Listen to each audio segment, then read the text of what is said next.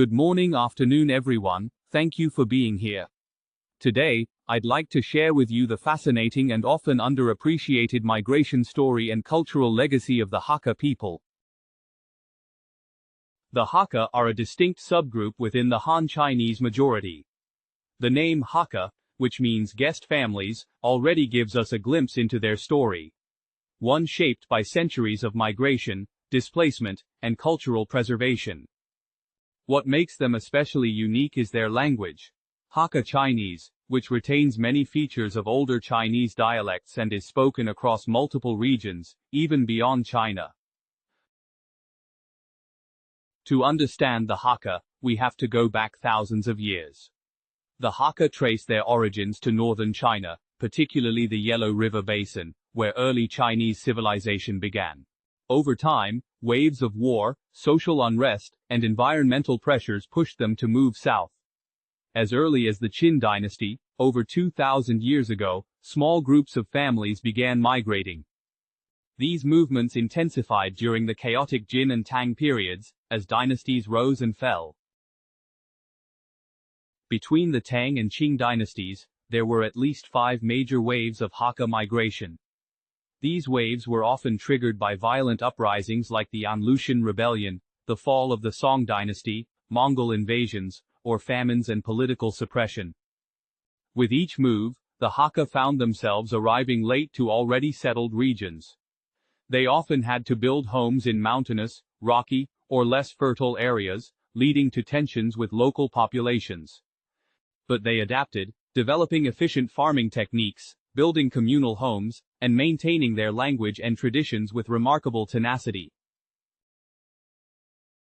From the 1700s onward, the Hakka story expanded far beyond China. As population pressures, poverty, and political upheaval grew, many Hakka people looked across the sea for opportunity.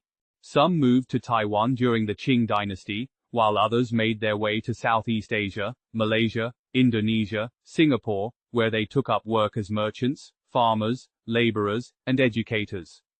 In the 20th century, Hakka communities began forming in places like Hawaii, California, Canada, and even Africa and South America. Today, the Hakka form one of the most widely dispersed Chinese diasporas in the world. Connected not by borders, but by memory, language, and culture. Despite these far-reaching movements, the Hakka have preserved a strong and recognizable cultural identity. Their architecture is perhaps the most iconic symbol. The tulu, or round earthen buildings, were designed not only for housing large families, but also for defense and solidarity. Their food reflects frugality and creativity. Salty preserved ingredients turned into deeply flavorful meals. Signature dishes include preserved pork, salted vegetables, and lei cha, a rich ground tea soup served with grains, nuts, and herbs. And above all, Hakka values emphasize perseverance through hardship, loyalty to family and clan, and a fierce respect for education. In Taiwan, the Hakka presence is particularly strong and deeply rooted. They make up around 15–20% of the population and have long contributed to Taiwan's development, especially in agriculture and public service. Regions like Taoyuan, Hsinchu, and Miaoli in the north, and Meinong and the Liudui area in the south, are home to vibrant Hakka communities. Cultural festivals like the Tongue Blossom Festival and the traditional Sky Mending Day, which honors the goddess Nuwa and celebrates women's labor, continue to thrive. The Hakka story is not just one of survival, it is a story of creative adaptation. It is the story of a people who never stopped moving, but who also never forgot who they were. Through wars, migrations, and changing times, the Hakka people held on to their values, passed down their stories, and rebuilt their identity again and again, wherever they went.